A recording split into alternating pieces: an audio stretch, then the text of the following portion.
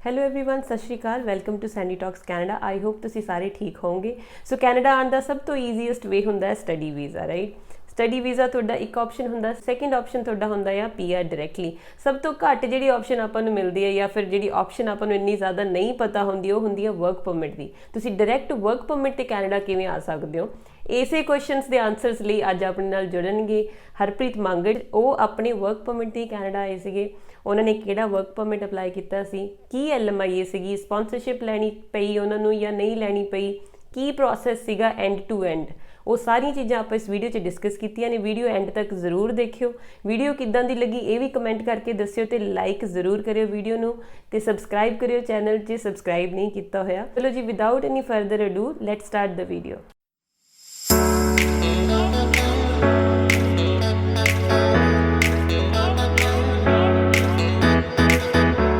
ਹਾਂਜੀ ਸਤਿ ਸ਼੍ਰੀ ਅਕਾਲ ਹਰਪ੍ਰੀਤ ਵੈਲਕਮ ਤੁਹਾਡਾ ਸੈਂਡੀ ਟਾਕਸ ਕੈਨੇਡਾ ਚੈਨਲ ਤੇ ਸਤਿ ਸ਼੍ਰੀ ਅਕਾਲ ਜੀ ਸਾਰਿਆਂ ਨੂੰ ਸੋ ਹਰਪ੍ਰੀਤ ਤੁਸੀਂ ਪਹਿਲਾਂ ਆਪਣੀ ਇੰਟਰੋਡਕਸ਼ਨ ਦਿਓ ਸਾਨੂੰ ਦੱਸੋ ਤੁਹਾਡੇ ਬੈਕਗ੍ਰਾਉਂਡ ਬਾਰੇ ਕਿ ਤੁਸੀਂ ਕੀ ਕੀਤਾ ਹੋਇਆ ਸਤਿ ਸ਼੍ਰੀ ਅਕਾਲ ਜੀ ਸਾਰਿਆਂ ਨੂੰ ਮੇਰਾ ਨਾਮ ਹੈਗਾ ਹਰਪ੍ਰੀਤ ਕੌਰ ਸੋ ਮੈਂ ਤੁਹਾਨੂੰ ਆਪਣੀ ਇੰਟਰੋਡਕਸ਼ਨ ਦੇਣਾ ਚਾਹੂੰਗੀ ਮੈਂ ਕੀਤੀ ਸੀਗੀ ਮਾਸਟਰ ਆਫ ਕੰਪਿਊਟਰ ਐਪਲੀਕੇਸ਼ਨ ਜਿਵੇਂ ਮੈਂ +2 ਤੋਂ ਬਾਅਦ ਆਪਣੀ ਬੀਐਸਸੀ ਆਈਟੀ ਕੀਤੀ ਸੀਗੀ ਉਸ ਤੋਂ ਬਾਅਦ ਮੈਂ ਐਮਸੀਏ ਦੇ ਵਿੱਚ ਐਡਮਿਸ਼ਨ ਲਈ ਸੀਗੀ ਮੇਰੀ ਸਾਰੀ ਫੀਲਡ ਸੀਗੀ ਕੰਪਿਊਟਰ ਦੀ ਫੀਲਡ ਤੇ ਮੇਰੇ ਕੋਲ ਜਿਹੜਾ ਐਕਸਪੀਰੀਅੰਸ ਵੀ ਸੀ ਉਹ ਕੰਪਿਊਟਰ ਦੀ ਫੀਲਡ ਦੇ ਵਿੱਚ ਸੀਗਾ ਜਿੱਦਾਂ ਮੇਰੀ ਸਟੱਡੀ ਪਾਰਟ ਟਾਈਮ ਚੱਲਦੀ ਹੁੰਦੀ ਸੀਗੀ ਤੇ ਮੇਰੀ ਜਿਹੜੀ ਜੌਬ ਹੁੰਦੀ ਸੀਗੀ ਉਹ ਫੁੱਲ ਟਾਈਮ ਚੱਲਦੀ ਹੁੰਦੀ ਸੀਗੀ ਸੋ ਹਰਪ੍ਰੀਤ ਤੁਸੀਂ ਬਹੁਤ ਇੰਟਰਸਟਿੰਗ ਮੈਨੂੰ ਦੱਸਿਆ ਮੈਨੂੰ ਵੀ ਨਹੀਂ ਸੀ ਪਤਾ ਆਪਣੀ ਬੈਕਗ੍ਰਾਉਂਡ ਸੇਮ ਆਪਾਂ ਦੋਨਾਂ ਨੇ ਮਾਸਟਰਸ ਕੀਤੀ ਹੈ ਕੰਪਿਊਟਰਸ ਦੇ ਵਿੱਚ ਬਟ ਤੁਸੀਂ ਜਿਹੜਾ ਇੰਟਰਸਟਿੰਗ ਪਾਰਟ ਹੈ ਤੁਸੀਂ ਵਰਕ ਪਰਮਿਟ ਤੇ ਆਈ ਡਾਇਰੈਕਟਲੀ ਤੇ ਜਿਹੜੀ ਤੁਸੀਂ ਵਰਕ ਪਰਮਿਟ ਕਿਹੜੀ ਚੀਜ਼ ਦਾ ਵਰਕ ਪਰਮਿਟ ਸੀਗਾ ਕਿੱਦਾਂ ਤੁਸੀਂ ਅਪਲਾਈ ਕੀਤਾ ਡਾਇਰੈਕਟਲੀ ਉਹਦੇ ਬਾਰੇ ਸਾਨੂੰ ਦੱਸੋ ਹਾਂਜੀ ਮੈਂ ਤੁਹਾਨੂੰ ਆਪਣੇ ਵਰਕ ਪਰਮਿਟ ਦੇ ਬਾਰੇ ਦੱਸਣਾ ਚਾਹੂੰਗੀ ਮੇਰਾ ਵਰਕ ਪਰਮਿਟ ਸੀਗਾ ਕੇਅਰ ਗਿਵਰ ਦਾ ਜਿਵੇਂ ਅਸੀਂ ਇੰਡੀਆ ਦੇ ਵਿੱਚ ਕਹਿੰਦੇ ਆ ਨੈਨੀ ਕੇਅਰ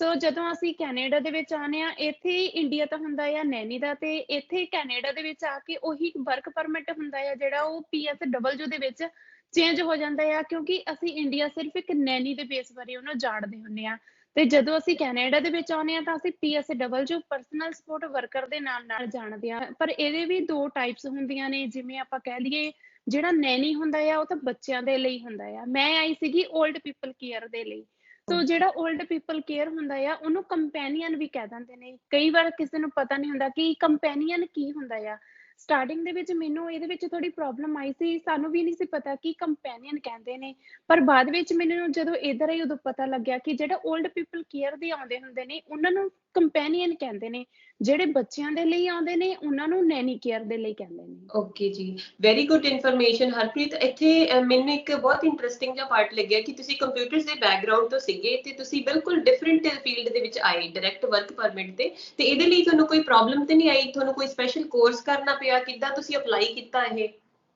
ਹਾਂਜੀ ਜਿਵੇਂ ਮੈਂ ਤੁਹਾਨੂੰ ਦੱਸਾਂ ਐਕਚੁਅਲੀ ਮੇਰੀ ਜਿਹੜੀ ਸਾਰੀ ਸਟੱਡੀ ਸੀਗੀ ਉਹ ਕੰਪਿਊਟਰ ਦੇ ਰਿਲੇਟਡ ਸੀਗੀ ਤੇ ਜਿਹੜਾ ਮੇਰਾ ਵਰਕ ਐਕਸਪੀਰੀਅੰਸ ਵੀ ਸੀਗਾ ਉਹ ਵੀ ਕੰਪਿਊਟਰ ਦੇ ਰਿਲੇਟਡ ਸੀਗਾ ਪ੍ਰੋਬਲਮ ਤਾਂ ਮੈਨੂੰ ਕੋਈ ਨਹੀਂ ਸੀ ਆਈ ਮੈਨੂੰ ਸਿਰਫ ਇੱਕ ਕੋਰਸ ਕਰਨਾ ਪਿਆ ਸੀਗਾ ਜਿਹੜਾ ਮੇਰਾ ਕੋਰਸ ਸੀਗਾ ਉਹ ਵੀ 6 ਮੰਥ ਦਾ ਸੀਗਾ PSW ਜਿਹੜਾ ਮੈਂ ਤੁਹਾਨੂੰ ਦੱਸਿਆ ਕੈਨੇਡਾ ਦੇ ਵਿੱਚ ਆ ਕੇ ਉਹਦਾ ਨਾਮ PSW ਹੋ ਜਾਂਦਾ ਆ ਤੇ ਜਦੋਂ ਇੰਡੀਆ ਹੁੰਦਾ ਆ ਉਦੋਂ ਅਸੀਂ ਉਹਨੂੰ ਨੈਨੀ ਦੇ ਨਾਮ ਦੇ ਨਾਲ ਜਾਣਦੇ ਆ 6 ਮੰਥ ਦਾ ਕੋਰਸ ਹੁੰਦਾ ਆ ਜਦੋਂ 6 ਮੰਥ ਦੇ ਬਾਅਦ ਵਿੱਚ ਤੁਸੀਂ ਐਗਜ਼ਾਮ ਦਿੰਦੇ ਹੋ ਉਹਦਾ ਰਿਜ਼ਲਟ ਥੋੜੇ ਦਿਨਾਂ ਬਾਅਦ ਆਉਂਦਾ ਆ ਤੇ ਬਾਅਦ ਵਿੱਚ ਥੋੜਾ ਟਾਈਮ ਲੱਗ ਜਾਂਦਾ ਆ ਜਿਹੜਾ ਸਾਨੂੰ ਸਰਟੀਫਿਕੇਟ ਹੁੰਦਾ ਆ ਉਹ ਮਿਲਣ ਦੇ ਵਿੱਚ ਪਰ ਉਹ ਇੱਕ ਵੈਲਿਡ ਹੁੰਦਾ ਆ ਜਿਹੜਾ ਕੇਅਰ ਗਿਵਰ ਦਾ ਆ ਤੇ ਉਸ ਦੇ ਬੇਸ ਦੇ ਉੱਪਰ ਤੁਸੀਂ ਕੈਨੇਡਾ ਦੀ ਆਪਣੀ ਫਾਈਲ ਲਗਾ ਸਕਦੇ ਹੋ ਨੈਕਸਟ ਆਪਣਾ ਸਭ ਤੋਂ ਇੰਪੋਰਟੈਂਟ ਕੁਐਸਚਨ ਤੁਸੀਂ ਕੋਰਸਿਸ ਦੱਸਦੇ ਵੀ ਕਿਹੜੇ ਕੋਰਸਿਸ ਦੀ ਆਪਸ਼ਨ ਆ 6 ਮੰਥ ਦਾ ਕੋਰਸ ਆ ਤੁਸੀਂ ਕਰ ਸਕਦੇ ਹੋ ਬਟ ਇਸ ਤੋਂ ਇਲਾਵਾ ਕੋਈ ਹੋਰ ਰਿਕੁਆਇਰਮੈਂਟ ਆਇਲਸ ਦੀ ਕੀ ਰਿਕੁਆਇਰਮੈਂਟ ਹੈ ਜਾਂ ਕੋਈ ਹੋਰ ਰਿਕੁਆਇਰਮੈਂਟ ਹਾਂਜੀ ਮੈਂ ਤੁਹਾਨੂੰ ਇਹਦੇ ਵਿੱਚ ਦੱਸਣਾ ਚਾਹੂੰਗੀ ਜਿਹੜੀ ਆਇਲਸ ਦੀ ਰਿਕੁਆਇਰਮੈਂਟ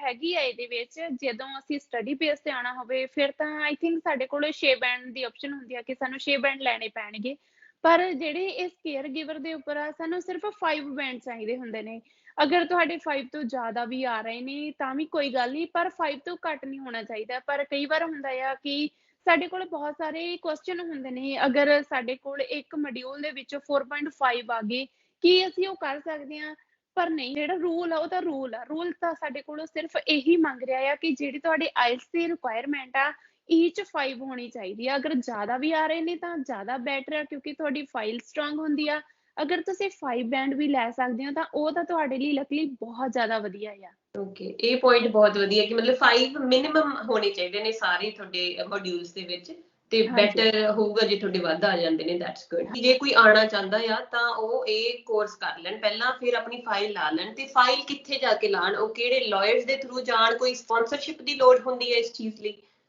ਹਾਂਜੀ, ਮੈਂ ਤੁਹਾਨੂੰ ਇੱਥੇ ਇਹ ਸੁਜੈਸਟ ਕਰਨਾ ਚਾਹੂੰਗੀ, ਅਗਰ ਜੇ ਤੁਹਾਨੂੰ ਸਪਾਂਸਰਸ਼ਿਪ ਮਿਲਦੀ ਹੈ ਇਸ ਬੇਸ ਦੇ ਉੱਪਰ, ਜੇ ਤੁਸੀਂ ਨੈਨੀ ਬੇਸ ਤੇ ਆਉਣਾ ਚਾਹੁੰਦੇ ਹੋ, ਕੇਅਰ ਗਿਵਰ ਦੇ ਉੱਪਰ ਆਉਣਾ ਚਾਹੁੰਦੇ ਹੋ, ਅਗਰ ਤੁਹਾਡੇ ਰਿਲੇਟਿਵ ਨੇ ਜਾਂ ਫਿਰ ਤੁਹਾਡਾ ਕੋਈ ਨੋਨ ਆ ਤੁਹਾਨੂੰ ਸਪਾਂਸਰ ਕਰ ਰਿਹਾ ਆ, ਤਾਂ ਇਹ ਤੁਹਾਡੇ ਲਈ ਸਭ ਤੋਂ ਵੱਡੀ ਬੈਸਟ ਆਪਸ਼ਨ ਕਹਿ ਸਕਦੇ ਆ। ਕਿਉਂਕਿ ਇੱਕ ਤਾਂ ਇਹਦੇ ਉੱਪਰ ਤੁਹਾਡਾ ਖਰਚਾ ਬਹੁਤ ਜ਼ਿਆਦਾ ਘੱਟ ਆਉਂਦਾ ਆ। ਜੇ ਸਾਡੇ ਕੋਲ ਸਪਾਂਸਰਸ਼ਿਪ ਨਹੀਂ ਹੈਗੀ ਤਾਂ ਤੁਸੀਂ ਆਪਣੀ ਅਕੋਰਡਿੰਗ ਦੇਖ ਸਕਦੇ ਹੋ ਕਿ ਇੱਕ ਤਾਂ ਲਾਇਰ ਨੇ ਤੁਹਾਡੇ ਕੋਲੋਂ ਇੰਨੀ ਫੀਸ ਮੰਗਣੀ ਆ, ਬਾਅਦ ਵਿੱਚ ਜਿਸ ਨੇ ਤੁਹਾਨੂੰ ਸਪਾਂਸਰ ਕਰਨਾ ਆ, ਉਹ ਓਬਵੀਅਸ ਆ ਵੀ ਉਹ ਤੁਹਾਡੇ ਕੋਲੋਂ ਜ਼ਿਆਦਾ ਤੋਂ ਜ਼ਿਆਦਾ ਪੈਸੇ ਮੰਗੇਗਾ ਹੀ।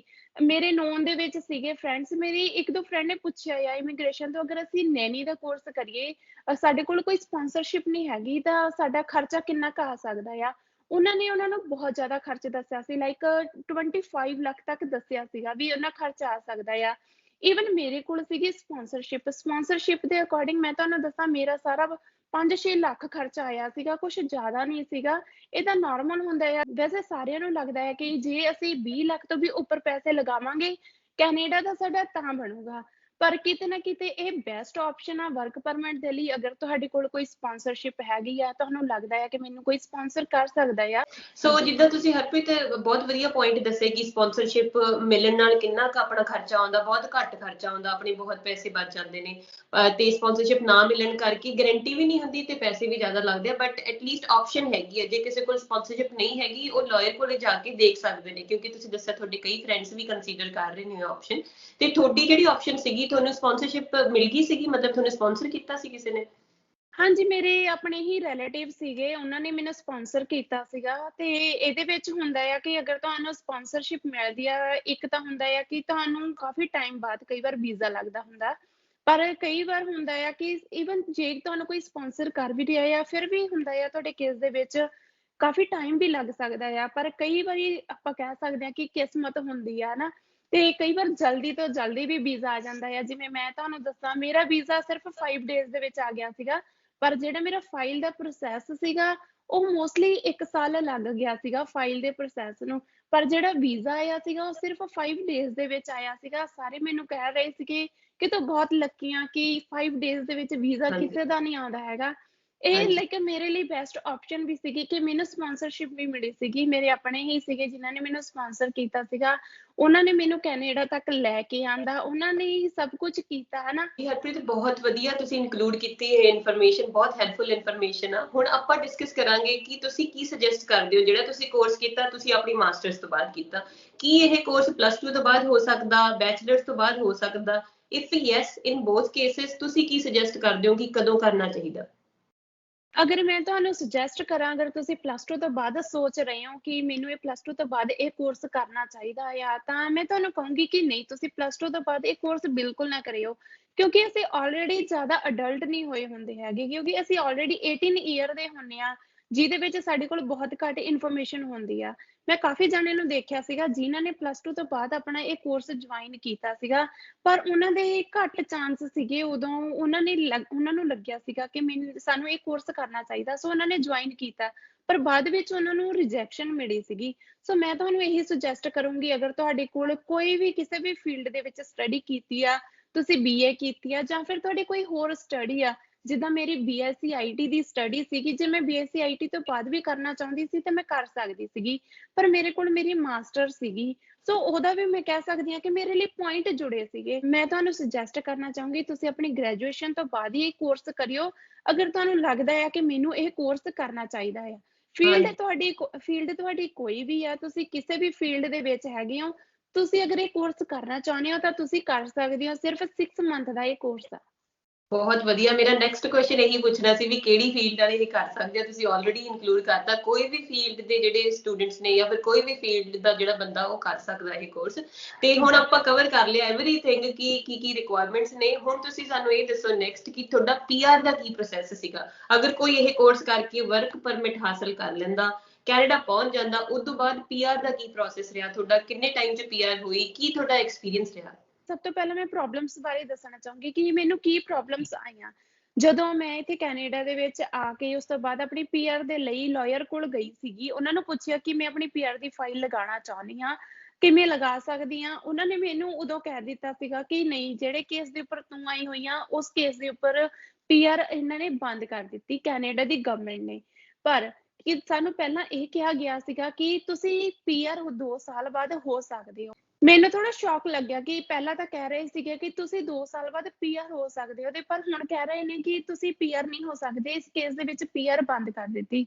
ਫਿਰ ਮੈਨੂੰ ਉਸ ਟਾਈਮ ਤਾਂ ਲਾਇਰ ਨੇ ਮਨਾ ਕਰ ਦਿੱਤਾ ਸੀਗਾ, ਤੇ ਕਿਉਂਕਿ ਮੇਰਾ ਵਰਕ ਪਰਮਿਟ ਵੀ ਐਕਸਪਾਇਰ ਹੋਣ ਵਾਲਾ ਸੀਗਾ, ਸਿਰਫ ਮੇਰੇ ਕੋਲ 6 ਮੰਥ ਸੀਗੇ ਜਿਹਦੇ ਵਿੱਚ ਵੀ ਮੈਂ ਵਰਕ ਪਰਮਿਟ ਆਪਣਾ ਰੀਨਿਊ ਕਰਵਾਉਣਾ ਸੀਗਾ। ਉਸ ਤੋਂ ਬਾਅਦ ਆਫਟਰ 1 ਈਅਰ ਬਾਅਦ ਮੇਰਾ ਇੱਕਦਮ ਹੀ ਕਹਿ ਸਕਦੇ ਹਾਂ ਕਿ ਲੱਕਲੀ ਇਹਨਾਂ ਨੇ ਜਿਹੜਾ ਗਵਰਨਮੈਂਟ ਆ ਉਹਨਾਂ ਨੇ ਪ੍ਰੋਸੈਸ ਚੇਂਜ ਕਰਤਾ ਸੀਗਾ। ਜਿਹੜੇ ਕੈਨੇਡਾ ਦੇ ਵਿੱਚ ਰੂਲਸ ਸੀਗੇ ਉਹ ਚੇਂਜ ਕਰ ਦਿੱਤੇ ਸੀਗੇ। ਉਹਨਾਂ ਨੇ ਕਿਹਾ ਸੀਗਾ ਵੀ ਜਿਹੜੇ ਨੈਨੀ ਬੇਸ ਤੇ ਇੱਥੇ ਕੈਨੇਡਾ ਦੇ ਵਿੱਚ ਆਏ ਹੋਏ ਨੇ, ਕੇਅਰ ਗਿਵਰ ਤੇ ਆਏ ਹੋਏ ਨੇ, ਅਸੀਂ ਉਹਨਾਂ ਨੂੰ ਪੀਆਰ ਦੇਣਾ ਚਾਹੁੰਦੇ ਹਾਂ। ਮੈਂ ਆਪਣੇ ਆਪ ਨੂੰ ਲੱਕੀ ਕਹਿ ਸਕਦੀ ਹਾਂ ਕਿ ਮੇਰੇ ਲਈ ਉਹ ਆਪਸ਼ਨ ਮਿਲੀ ਤੇ ਮੈਂ ਉਹਦੇ ਵਿੱਚ ਆਪਣੀ ਪੀਆਰ ਦੀ ਫਾਈਲ ਲਗਾਈ, ਤੇ ਉਸ ਪੀਆਰ ਦੀ ਫਾਈਲ ਦੇ ਵਿੱਚ ਆਫਟਰ 9 ਮੰਥ ਮੈਨੂੰ ਆਰਾਮ ਦੇ ਨਾਲ ਪੀਆਰ ਵੀ ਮਿਲ ਗਈ ਸੀਗੀ। ਮੈਨੂੰ ਕੋਈ ਜ਼ਿਆਦਾ ਪ੍ਰੋਬਲਮਸ ਨਹੀਂ ਫੇਸ ਕਰਨੀਆਂ ਪਈਆਂ। ਹਰਪ੍ਰੀਤ, ਹੁਣ ਆਪਣਾ ਨੈਕਸਟ ਕੁਐਸਚਨ ਇਹ ਹੈ ਕਿ ਤੁਹਾਨੂੰ ਪੇ ਸਲਿਪਸ ਵਗੈਰਾ ਮਿਲ ਗਈਆਂ ਸੀ ਸਾਰੀ, ਜਿੱਦਾਂ ਤੁਸੀਂ ਦੱਸਿਆ ਕਿ ਤੁਹਾਡੇ ਨੋਨ ਸੀ ਜਿਨ੍ਹਾਂ ਨੇ ਤੁਹਾਨੂੰ ਸਪਾਂਸਰ ਕੀਤਾ ਹਨਾ, ਫਿਰ ਤੁਸੀਂ ਉਹਨਾਂ ਦੀ ਕੇਅਰ ਕਰਦੇ ਹੁੰਦੇ ਸੀਗੇ, 올ਡ ਏਜ ਤੇ ਉਹ ਪਰਸਨ ਸੀਗੇ, ਤੇ ਉਹ ਫਿਰ ਪ੍ਰੋਪਰ ਸੈਲਰੀ ਦੀ ਤਰ੍ਹਾਂ ਆਉਂਦੀ ਸੀ? ਸੈਲਰੀ ਕੀ ਡਾਕੂਮੈਂਟਸ ਲੱਗਦੇ ਸੀਗੇ, ਕੀ ਇਹਦਾ ਪ੍ਰੋਸੈਸ ਕੀ ਸੀਗਾ ਪੀਆਰ ਦੇ ਵਿੱਚ? ਹਾਂਜੀ, ਉਹ ਸਾਰੀਆਂ ਪੇ ਸਟੈਪਸ ਹੁੰਦੀਆਂ ਨੇ ਜਿਹੜੀਆਂ ਸਾਨੂੰ ਅਕਾਊਂਟੈਂਟ ਦੇ ਕੋਲੋਂ ਮਿਲਦੀਆਂ ਨੇ। ਉਹ ਸਾਰੇ ਡਾਕੂਮੈਂਟਸ ਹੁੰਦੇ ਨੇ, ਜੋ ਵੀ ਸਾਡੀ ਸਟੱਡੀ ਦੇ ਡਾਕੂਮੈਂਟਸ ਹੁੰਦੇ ਨੇ, ਜੋ ਵੀ ਤੁਸੀਂ ਆਪਣੇ ਇੰਡੀਆ ਦੇ ਵਿੱਚ ਫਾਈਲ ਲਗਾਉਣ ਦੇ ਲਈ ਇਹਨਾਂ ਨੂੰ ਡਾਕੂਮੈਂਟਸ ਆਲਰੇਡੀ ਪਹਿਲਾਂ ਤੋਂ ਦਿੱਤੇ ਹੁੰਦੇ ਨੇ ਕਿ ਅਸੀਂ ਵਰਕ ਪਰਮਿਟ ਦੇ ਲਈ ਇਹ ਵਾਲੇ ਡਾਕੂਮੈਂਟ ਦਿੱਤੇ ਨੇ। ਤੇ ਬਾਅਦ ਵਿੱਚ ਜਦੋਂ ਤੁਸੀਂ ਕੈਨੇਡਾ ਦੇ ਵਿੱਚ ਵੀ, ਚਾਹੇ ਤੁਸੀਂ ਵਰਕ ਪਰਮਿਟ ਅਪਲਾਈ ਕਰਨਾ ਆ, ਚਾਹੇ ਤੁਸੀਂ ਪੀਆਰ ਅਪਲਾਈ ਕਰਨੀ ਆ, ਤੁਹਾਨੂੰ ਉਹ ਸੇਮ ਟੂ ਸੇਮ ਸਾਰੇ ਡਾਕੂਮੈਂਟ ਸ਼ੋ ਕਰਨੇ ਹੀ ਪੈਣਗੇ। ਪਰ ਕਈ ਵਾਰ ਹੁੰਦਾ ਆ, ਅਸੀਂ ਸੋਚਦੇ ਹੁੰਦੇ ਆ ਕਿ ਮੈਂ ਪਹਿਲਾਂ ਵਰਕ ਪਰਮਿਟ ਦੇ ਲਈ ਇਹ ਡਾਕੂਮੈਂਟ ਅਪਲਾਈ ਕਰਤੇ ਸੀ ਤੇ ਹੁਣ ਮੈਂ ਰਹਿਣ ਦਿੰਦਾ ਇਹ ਪੀਆਰ ਦੇ ਲਈ ਅਪਲਾਈ ਕਰਨ ਦੇ ਲਈ। ਪਰ ਬਿਲਕੁਲ ਨਹੀਂ ਏਦਾਂ ਦੀ ਕੋਈ ਗਲਤੀ ਕਰਨੀ ਹੈਗੀ। ਜਿਹੜੇ ਡਾਕੂਮੈਂਟਸ ਅਸੀਂ ਪਹਿਲਾਂ ਤੋਂ ਹੀ ਸ਼ੋ ਕੀਤੇ ਹੋਏ ਨੇ ਉਹ ਸਾਨੂੰ ਸਾਰੇ ਡਾਕੂਮੈਂਟਸ ਸ਼ੋ ਕਰਨੇ ਚਾਹੀਦੇ ਨੇ। ਸੋ ਜਿਹੜੀ ਮੇਰੀ ਪੀਆਰ ਸੀਗੀ ਉਹ ਮੈਂ 2019 ਦੇ ਵਿੱਚ ਆਪਣੀ ਫਾਈਲ ਦਾ ਪ੍ਰੋਸੈਸ ਸ਼ੁਰੂ ਕੀਤਾ ਸੀਗਾ, ਤੇ 2020 ਦੇ ਵਿੱਚ ਜਾ ਕੇ ਮੇਰੀ ਜਿਹੜੀ ਪੀਆਰ ਸੀਗੀ ਉਹ ਆ ਗਈ ਸੀਗੀ। ਸਿਰਫ 9 ਮੰਥ ਦੇ ਵਿੱਚ ਮੇਰੀ ਪੀਆਰ ਆ ਗਈ ਸੀਗੀ। ਪਰ ਸਭ ਤੋਂ ਪਹਿਲਾਂ ਆਪਣੇ ਡਾਕੂਮੈਂਟਸ ਨੇ ਜਿਹੜੇ ਉਹ ਰੈਡੀ ਕਰਕੇ ਰੱਖਿਓ। ਮੈਨੂੰ ਥੋੜੀ ਡਾਕੂਮੈਂਟਸ ਦੇ ਵਿੱਚ ਪ੍ਰੋਬਲਮ ਆਈ ਸੀਗੀ, ਜਿਵੇਂ ਮੇਰਾ ਵੈਸ ਦਾ ਅਪਰੂਵ ਨਹੀਂ ਸੀਗਾ। ਵੈਸ ਪੀਆਰ ਲਗਾਉਣ ਦੇ ਲਈ ਵੈਸ ਬਹੁਤ ਜ਼ਿਆਦਾ ਇੰਪੋਰਟੈਂਟ ਆ। ਸਾਨੂੰ ਸਾਰੇ ਆਪਣੀ ਸਟੱਡੀ ਦੇ ਜਿਹੜੇ ਡਾਕੂਮੈਂਟਸ ਨੇ ਉਹ ਅਪਰੂਵ ਕਰਵਾਉਣੇ ਪੈਂਦੇ ਨੇ। ਸੋ ਜਦੋਂ ਵੀ ਤੁਸੀਂ ਆਪਣੀ ਪੀਆਰ ਲਗਾਓ, ਸਭ ਤੋਂ ਪਹਿਲਾਂ ਆਪਣੇ ਸਾਰੇ ਡਾਕੂਮੈਂਟਸ ਨੂੰ ਰੈਡੀ ਕਰਕੇ ਰੱਖਿਓ। ਓਕੇ ਹਰਪ੍ਰੀਤ, ਬਹੁਤ ਵਧੀਆ ਇਨਫੋਰਮੇਸ਼ਨ ਹੋਈ ਅੱਜ ਦੀ। ਹੁਣ ਤੁਸੀਂ ਦੱਸੋ ਸਾਨੂੰ ਆਪਣੇ YouTube ਚੈਨਲ ਬਾਰੇ, ਕੀ ਤੁਹਾਡਾ YouTube ਚੈਨਲ ਆ, ਉੱਥੇ ਕਿਹੜਾ ਕੰਟੈਂਟ ਆ? ਹਾਂਜੀ, ਅਗਰ ਮੈਂ ਤੁਹਾਨੂੰ ਆਪਣੇ YouTube ਚੈਨਲ ਬਾਰੇ ਦੱਸਾਂ, ਮੇਰੇ YouTube ਚੈਨਲ ਦਾ ਨਾਮ ਹੈਗਾ ਹਰਪ੍ਰੀਤ ਮੰਗਟ YouTube। ਸੋ ਮੈਂ ਆਪਣੇ ਚੈਨਲ ਦੇ ਉੱਪਰ ਬਹੁਤ ਜਰਨਲ ਇਨਫੋਰਮੇਸ਼ਨ ਲੈ ਕੇ ਆਉਣੀ ਆ। ਇੱਥੇ ਅਸੀਂ ਆਪਣੀ ਲਾਈਫ ਦੇ ਵਿੱਚ ਕਿੱਦਾਂ ਦੀਆਂ ਪ੍ਰੋਬਲਮਸ ਫੇਸ ਕਰਦੇ ਹਾਂ, ਮੋਸਟਲੀ ਸਾਨੂੰ ਕੋਈ ਗਾਈਡੈਂਸ ਨਹੀਂ ਦਿੱਤੀ ਜਾਂਦੀ ਹੈਗੀ। ਅਗਰ ਅਸੀਂ ਕਿਸੇ ਵੀ ਪ੍ਰੋਬਲਮ ਨੂੰ ਫੇਸ ਕਰਦੇ ਹਾਂ, ਅਗਰ ਅਸੀਂ ਈਵਨ ਫੈਮਿਲੀ ਦੇ ਵਿੱਚ ਵੀ ਰਹਿੰਦੇ ਹਾਂ, ਅਸੀਂ ਇਮੋਸ਼ਨਲੀ ਸਟਰੋਂਗ ਨਹੀਂ ਰਹਿੰਦੇ ਹੈਗੇ। ਕਿਤੇ ਨਾ ਕਿਤੇ ਸਾਡੀ ਫੈਮਿਲੀ ਦੇ ਵਿੱਚ ਵੀ, ਸਾਡੇ ਕਿਸੇ ਵੀ ਰਿਲੇਸ਼ਨ ਦੇ ਵਿੱਚ ਵੀ ਬਹੁਤ ਜ਼ਿਆਦਾ ਪ੍ਰੋਬਲਮਸ ਆਉਂਦੀਆਂ ਨੇ, ਪਰ ਆਪਣੇ ਆਪ ਨੂੰ ਅਸੀਂ ਹੈਂਡਲ ਨਹੀਂ ਕਰ ਸਕਦੇ ਹੈਗੇ। ਪਰ ਮੈਂ ਤੁਹਾਨੂੰ ਇਹੀ ਦੱਸਣਾ ਚਾਹੂੰਗੀ, ਮੇਰੇ ਚੈਨਲ ਦੇ ਉੱਪਰ ਤੁਹਾਨੂੰ ਹਰ ਤਰ੍ਹਾਂ ਦਾ ਕੰਟੈਂਟ ਮਿਲੂਗਾ, ਜਿੱਥੇ ਤੁਹਾਨੂੰ ਬਹੁਤ ਵਧੀਆ ਇਨਫੋਰਮੇਸ਼ਨ ਮਿਲੂਗੀ। ਤੁਸੀਂ ਕਿੱਦਾਂ ਆਪਣੇ ਇਮੋਸ਼ਨਲੀ ਸਟਰੋਂਗ ਰਹਿ ਸਕਦੇ ਹੋ, ਕਿੱਦਾਂ ਆਪਣੀਆਂ ਤੁਹਾਡੀਆਂ ਹੈਬਿਟਸ ਨੇ ਉਹਨਾਂ ਨੂੰ ਕਿੱਦਾਂ ਚੇਂਜ ਕਰ ਸਕਦੇ ਹੋ, ਆਪਣੀ ਲਾਈਫ ਨੂੰ ਕਿੱਦਾਂ ਚੇਂਜ ਕਰ ਸਕਦੇ ਹੋ। ਅਗਰ ਤੁਹਾਨੂੰ ਮੇਰਾ ਚੈਨਲ ਵਧੀਆ ਲੱਗਿਆ, ਤੁਹਾਨੂੰ ਲੱਗਿਆ ਕਿ ਹਾਂ ਇਸ ਚੈਨਲ ਦੇ ਉੱਪਰ ਸਾਨੂੰ ਵਧੀਆ ਇਨਫੋਰਮੇਸ਼ਨ ਮਿਲ ਰਹੀ ਆ, ਤਾਂ ਤੁਸੀਂ ਮੇਰੇ ਚੈਨਲ ਨੂੰ ਜ਼ਰੂਰ ਸਬਸਕ੍ਰਾਈਬ ਕਰਿਓ। ਹਾਂਜੀ ਹਰਪ੍ਰੀਤ, ਮੈਂ ਆਪਣੇ ਵੱਲੋਂ ਵੀ ਇਨਕਲੂਡ ਕਰਨਾ ਚਾਹੁੰਦੀ ਹਾਂ। ਮੈਂ ਹਰਪ੍ਰੀਤ ਦਾ ਚੈਨਲ ਦੇਖਿਆ, ਇੱਥੇ ਪਰਸਨੈਲਿਟੀ ਡਿਵੈਲਪਮੈਂਟ ਰਿਲੇਟਡ ਤੁਹਾਨੂੰ ਸਾਰੀ ਇਨਫੋਰਮੇਸ਼ਨ ਮਿਲੂਗੀ, ਤੇ PSW ਜਿਹੜਾ ਇਹਨਾਂ ਦਾ ਕੋਰਸ ਆ, ਜਿਹੜੀ ਵੀ ਤੁਹਾਨੂੰ ਇਨਫੋਰਮੇਸ਼ਨ ਚਾਹੀਦੀ ਹੈ ਉੱਥੇ। ਮੈਨੂੰ ਬਹੁਤ ਇੰਟਰਸਟਿੰਗ ਲੱਗਿਆ ਕਿ ਆਪਾਂ ਉਸ ਤਰੀਕੇ ਨਾਲ ਸੋਚਦੇ ਨਹੀਂ ਹੈਗੇ ਜਿਸ ਤਰੀਕੇ ਨਾਲ ਮੈਂਟਲੀ ਅਗਰ ਤੁਹਾਨੂੰ ਸਟਰੋਂਗ ਬਣਨਾ ਹੋਵੇ, ਜਿਹੜੀ ਪਰਸਨੈਲਿਟੀ ਤੁਸੀਂ ਆਪਣੀ ਕਿੱਦਾਂ ਇੰਪਰੂਵ ਕਰਨੀ, ਇਹ ਸਾਰੀਆਂ ਚੀਜ਼ਾਂ ਬਹੁਤ ਜ਼ਿਆਦਾ ਜ਼ਰੂਰਤ ਨੇ, ਤੇ ਬਹੁਤ ਘੱਟ ਯੂਟਿਊਬਰਸ ਇਸ ਚੀਜ਼ ਬਾਰੇ ਗੱਲ ਕਰਦੇ ਨੇ। ਹਰਪ੍ਰੀਤ ਨੂੰ ਮੇਰੇ ਵੱਲੋਂ all the best for your journey on YouTube, and you are doing a very good job. Thank you so all the much. best, Harpreet. ਤੇ thank you so much for coming on our channel and sharing your information. ਜੇ ਤੁਹਾਨੂੰ ਕੋਈ question ਆ ਤੁਸੀਂ ਹਰਪ੍ਰੀਤ ਨੂੰ Instagram ਤੇ contact ਕਰ ਸਕਦੇ ਹੋ। ਮੈਂ ਇਹਨਾਂ ਦਾ ਇੰਸਟਾਗ੍ਰam ਆਈਡੀ ਡਿਸਕ੍ਰਿਪਸ਼ਨ 'ਚ ਦੇ ਦੂੰਗੀ। YouTube ਤੇ ਕੰਟੈਕਟ ਕਰ ਸਕਦੇ ਹੋ ਇਹਨਾਂ ਨੂੰ। YouTube ਤੇ ਇਹਨਾਂ ਦੀ ਵੀਡੀਓਜ਼ ਪਈਆਂ ਨੇ। ਤੇ ਜੇ ਤੁਹਾਨੂੰ ਕੋਈ ਹੋਰ ਕੁਐਸਚਨ ਹੋਇਆ ਤੁਸੀਂ ਇਸ ਵੀਡੀਓ ਦੇ ਨੀਚੇ ਵੀ ਕਮੈਂਟ ਕਰ ਸਕਦੇ ਹੋ। ਤੇ thank you so much for watching. ਮਿਲਦੇ ਹਾਂ ਅਗਲੀ ਵੀਡੀਓ ਦੇ ਵਿੱਚ। ਉਦੋਂ ਤੱਕ ਲਈ ਸਤਿ ਸ਼੍ਰੀ ਅਕਾਲ। ਰੱਬ ਰਾਖਾ।